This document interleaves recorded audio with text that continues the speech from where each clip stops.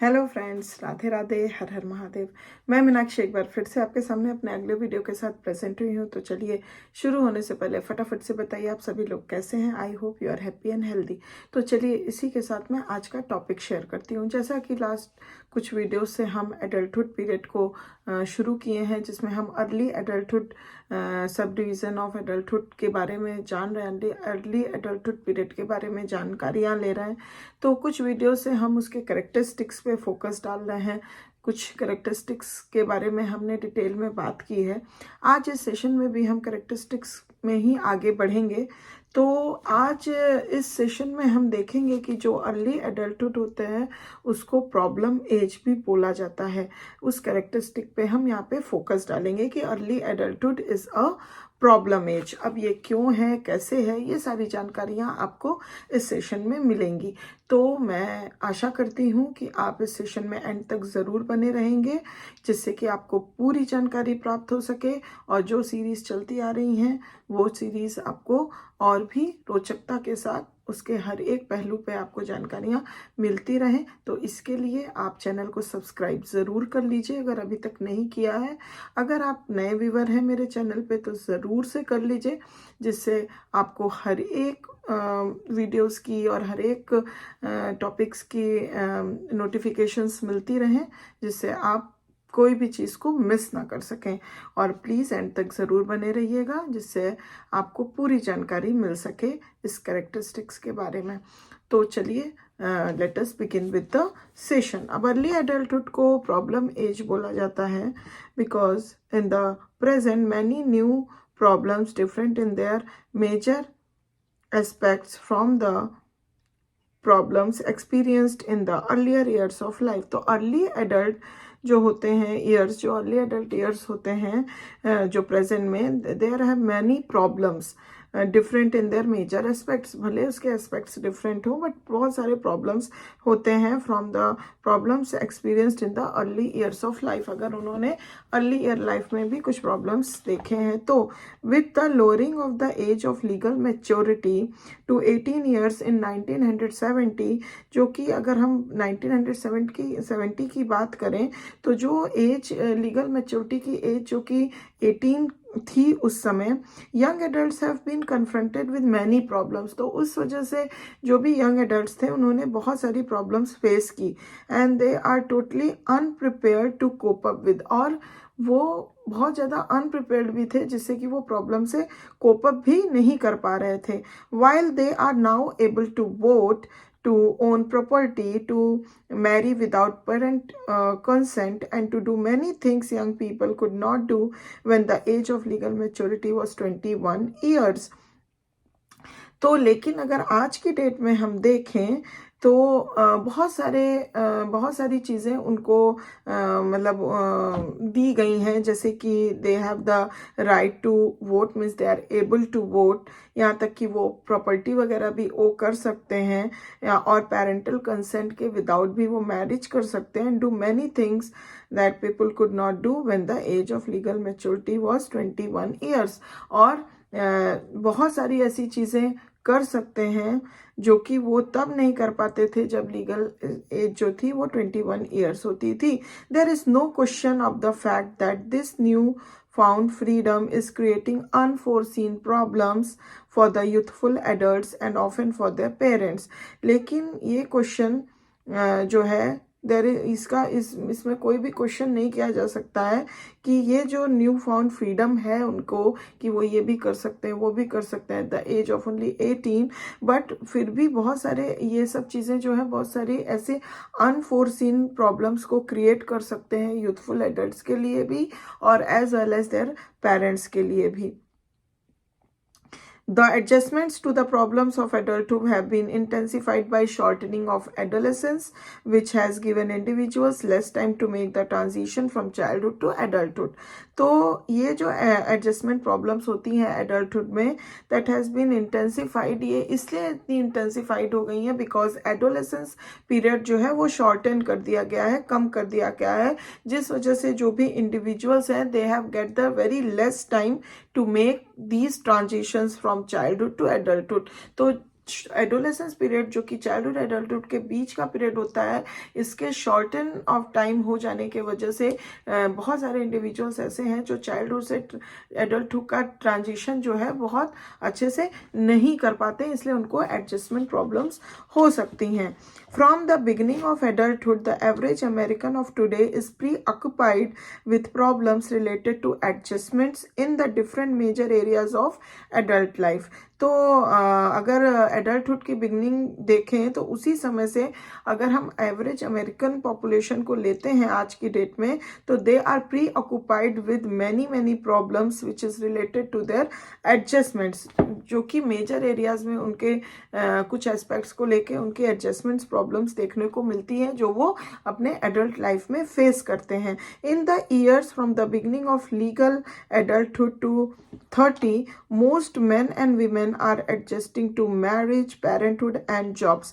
तो beginning legal adulthood की beginning years में ही देख सकते हैं हम कि most of the main and women जो होते हैं वो एडजस्ट करते रहते हैं अपने मैरिज के साथ, पेरेंटहुड के साथ एंड इवन अपने जॉब्स एंड कैरियर्स के साथ. In the decade from 30 to 40 years, लेकिन जो 30 और 40 ईयर का जो समय होता है, डिकेड होता है, adjustments focus more on family relationships.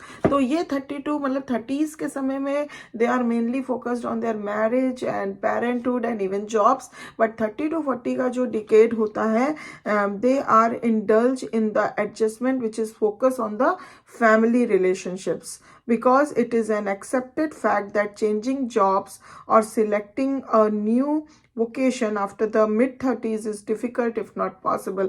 क्योंकि ये माना गया है कि ये accepted fact है कि changing करना जॉब्स को या फिर न्यू वोकेशन को चूज करना आफ्टर मिड 30 के बाद, इट इज़ नॉट मतलब it's not very easy but not difficult as much. It is little difficult हम कह सकते हैं but not impossible. Consequently, most men have made their adjustments to their work earlier and are now concentrating on adjustments related to problems of parenthood. तो बहुत सारे consequently हम ये देख सकते हैं कि बहुत सारे मैन ऐसे भी होते हैं जो कि अपने adjustments related to the work जो होता है वो काफ़ी अच्छे से कर लिए होते हैं, पहले ही वो एडजस्ट हो जाते हैं अपने वर्क के साथ, and now they are concentrating more on the adjustments related to their problems of parenthood. तो वो पेरेंटहुड की कुछ ऐसी प्रॉब्लम्स हैं उसके साथ वो एडजस्टमेंट्स अभी बना रहे होते हैं, क्योंकि वर्क से रिलेटेड एडजस्टमेंट्स वो पहले ही कर लिए होते हैं. Because the problems young adults must face are difficult as well as time and energy consuming. दो क्योंकि कुछ ऐसे प्रॉब्लम्स हैं जो यंग एडल्ट्स फेस करते हैं वो डिफ़िकल्ट होते हैं टाइम और एनर्जी कंज्यूमिंग को लेके, and these adjustments will not be made at the same time. और इसलिए ये जो एडजस्टमेंट्स होते हैं वो एक ही वक्त पे वो नहीं एडजस्ट कर पाते हैं उसको, nor will their final forms be accepted simultaneously, और उसका फाइनल फॉर्म भी सिमल्टेनियसली टाइम एंड एनर्जी को लेके नहीं एक्सेप्ट किया जा सकता. It is difficult if not possible. तो ये थोड़ा डिफिकल्ट हो सकता है but it's not impossible. For example अगर हम देखें, for men to adjust to their chosen vocations at the same time they are trying to adjust to marriage. जैसे कि अगर एक व्यक्ति है, एक मैन है, वो जो है अपने वोकेशंस वगैरह को लेके एडजस्टमेंट्स कर रहा है, at the same time simultaneously they are trying to adjust with their marriage also. तो ये जो वर्क एंड मैरिज और फैमिली है ये साइमल्टेनियसली चलती है, तो ये sometimes it becomes very difficult for them to adjust with, because it is more और less very time and energy consuming. So sometimes it becomes very difficult for them, but it's not an impossible task. So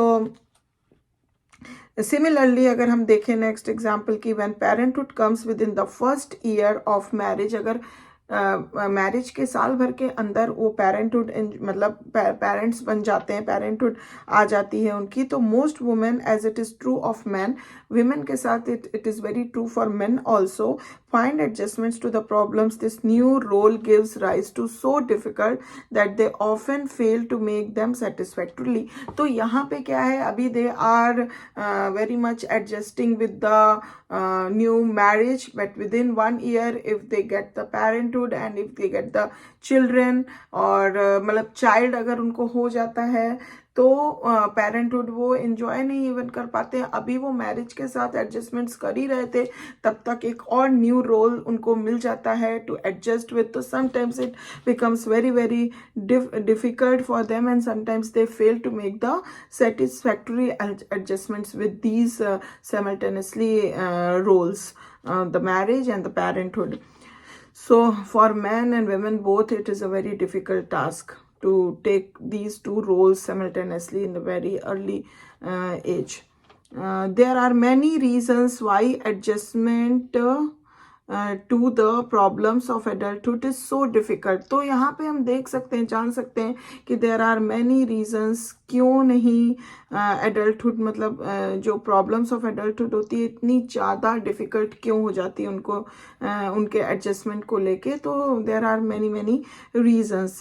तो three reasons are especially typically common. तो उसमें से 3 reasons काफ़ी typically common हम बता सकते हैं। पहला, first, very few young people have had any preparation for meeting the types of problems they are expected to cope with as adults. तो बहुत few young people होते हैं जो कि पहले से prepare होते हैं to meeting the types of problems they are expected to cope up with adults. कि adults होने के साथ साथ बहुत सारी जो भी प्रॉब्लम्स आएंगी उसको हम कैसे फेस करें इसका पहले से प्रिपेयर किए हुए रहते हैं। तो ये ऐसे बहुत कम ही यंग पीपल होते हैं। Education in high school and college provides only limited training for jobs, and few schools or colleges give courses in the common problem of marriage and parenthood.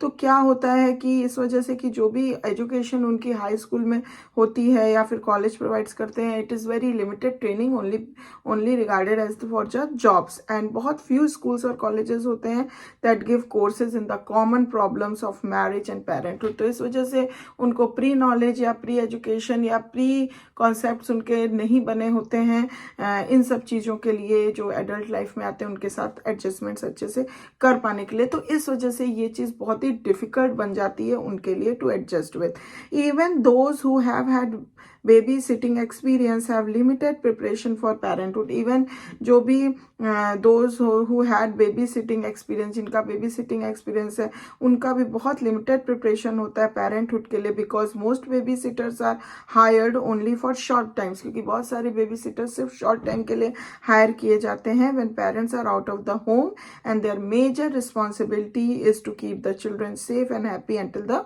Parents. तो उनका बेबी सिटर्स का main responsibility होता है कि they have to take care for the baby तब तक जब तक कि उनके पेरेंट मतलब सेफ रखें, केयर करें, जब तक कि उनके पेरेंट्स सेटिस्फैक्ट्री रिटर्न बैक ना हो जाए। तो ये उनके शॉर्ट टर्म होता है। तो ये करने के बावजूद they are not very much prepared for themselves to be a parents.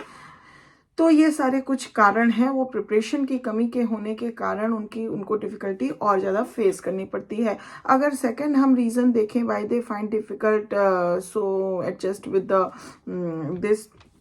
This adult life, तो ये होता है because second, just as trying to learn 2 or more skills simultaneously usually results is not learning any one of them well. तो दूसरा कारण ये होता है कि they want to learn 2 or more skills simultaneously. तो क्या होता है इसका रिजल्ट कि कोई भी एक चीज़ अच्छे से वो नहीं लर्न कर पाते हैं। So trying to adjust to 2 or more new roles simultaneously usually results in poor adjustments to all of them. तो इसी तरह जो भी 2 रोल को वो लर्न करने की कोशिश करते हैं, सिमल्टेनियसली चलाने की कोशिश करते हैं, इसमें कोई भी एक भी रोल वो अच्छे से नहीं निभा पाते हैं, यही रिजल्ट निकल के आता है। It is difficult for a young adult to deal with the choice of a career and the choice of a mate simultaneously. अगर एग्जाम्पल के तौर में देखें तो एक यंग एडल्ट के लिए it is very much difficult to deal with the choice of first of all with their career, जिसको कैरियर चॉइस कह सकते हैं, and with the choice of the mate simultaneously. इस चीज़ को लेके चलना it's very very difficult for them. Similarly अगर हम देखें तो adjustment to marriage and parenthood makes it difficult for young adults to adjust to work and if they many while they are still students. तो इस same तरीके से अगर example के तौर पे देखें तो एडजस्टमेंट मैरिज और पेरेंटहुड के इस 2 रोल के साथ भी कर पाना उनके लिए बहुत डिफिकल्ट हो जाता है यंग एडल्ट्स के लिए, to adjust to work if they marry, कि वर्क के साथ एडजस्ट करना, अगर वो इसी बीच में मैरिज कर लेते हैं, या फिर while they are still students, या फिर वो अभी स्टिल स्टूडेंट्स हैं, कहीं ना कहीं किसी प्रकार की एजुकेशन अभी ले ही रहे हैं और बीच में शादी हो गई, तो इन दोनों रोल्स को बैलेंस कर पाना और एक साथ निभा पाना, it's become very difficult task for the young adults. Third अगर हम बात देखें तो, and perhaps most serious of all, ये सबसे सीरियस भी हम कह सकते हैं, young adults do not have the help in meeting and solving their problems they had when they were younger. तो सबसे बड़ी प्रॉब्लम ये हो जाती है कि जो भी यंग एडल्ट्स होते हैं वो अपने हेल्प के लिए किसी और से कोई भी नहीं हेल्प ले सकते हैं, अपने प्रॉब्लम्स के लिए कोई भी सॉल्यूशन नहीं दूसरों से ले सकते हैं, जो कि वो पहले जब यंगर थे तो हेल्प ले लेते थे। And this is partly their own fault and partly that of their parents and teachers. तो ये दो कारण से होता है, partly from their own fault और पार्टली उनके पेरेंट्स और टीचर्स के वजह से। Most young adults are too proud of their status to admit that they can not cope with it. तो बहुत सारे यंग एडल्ट्स ऐसे हैं जो बहुत प्राउड करते हैं अपने न्यू स्टेटस को इस तरह से एडमिट करने में कि they can not cope up with it, ये नहीं कोप कर पा रहे हैं। So they do not seek the advice and help in meeting the problems this new status gives rise to. तो वो इसीलिए इस वजह से कोई भी एडवाइस या हेल्प नहीं लेंगे जिससे वो इस प्रॉब्लम्स को जिस वजह से फेस किए हैं और इस स्टेटस को और राइज अप नहीं होने देंगे। In meeting the problems this new status give rise to and similarly most parents and teachers having been rebuffed by adolescents who claimed they were capable of handling their own affairs। और इसी तरह similarly हम देखते हैं parents और most of the teachers जो होती हैं वो रिबफ्ड हो जाती हैं और सोचती हैं कि जो एडोलेसेंट्स हैं वो खुद इतने कैपेबल हो जाएंगे कि आगे आने वाले जो भी प्रॉब्लम्स या जो भी एडजस्टमेंट्स रिलेटेड इश्यूज होंगे they can handling their own affairs by themselves and hesitate to offer help unless they are specially asked to do so। और इस वजह से वो भी अपनी हेल्प ऑफर करने के लिए बहुत ज़्यादा हेजिटेट होते हैं, पेरेंट्स हुए या टीचर्स हुए, जब तक कि वो बच्चे खुद स्पेसिफिकली जाके अपनी किसी हेल्प और सपोर्ट के लिए कहें ना। And that is why as for stressed earlier the shortening of adolescence in the American culture has made the transition to adulthood specially difficult. इसी वजह से जैसा कि पहले मैंने बताया अमेरिकन कल्चर में खास करके एडोलेसेंस पीरियड के शॉर्ट हो जाने के वजह से ये जो एडल्टहुड के प्रति जो ट्रांजिशन है चाइल्डहुड से it's become very difficult for them. तो इस तरह से हम देख पाए कि किस तरह से ये एडल्टहुड जो होता है अर्ली एडल्टहुड वो एक प्रॉब्लम एज बन जाता है इंडिविजुअल्स के लिए to adjust with the new roles and new whatever the task come in front of them. तो आई होप ये इन्फॉर्मेशन आपको काफ़ी समझ में आई होगी और इस करेक्टरिस्टिक्स को, इस विशेषता को जानने पे आप समझ पाएंगे अच्छी तरह से कि एडल्टहुड को क्यों प्रॉब्लम एज बोला जाता है और किस तरह से कोप अप करते हैं बच्चे इसमें आके, इंडिविजुअल्स या हम कह सकते हैं एडल्ट्स, यंग एडल्ट्स किस तरह से कोप अप करते हैं। तो अगर आपको ये इन्फॉर्मेशन अच्छी लगी है तो प्लीज़ एक लाइक ज़रूर दे दीजिए। If you have any question, any query, any comment, please give it to the comment box and will very please to give you the answer of that all queries of yours. And thank you very much for watching this video till the end. If you haven't subscribed the channel till yet, please subscribe it. I will back soon with my next series and next beautiful sessions for you. Till then, please take good care of yourself. Bye bye.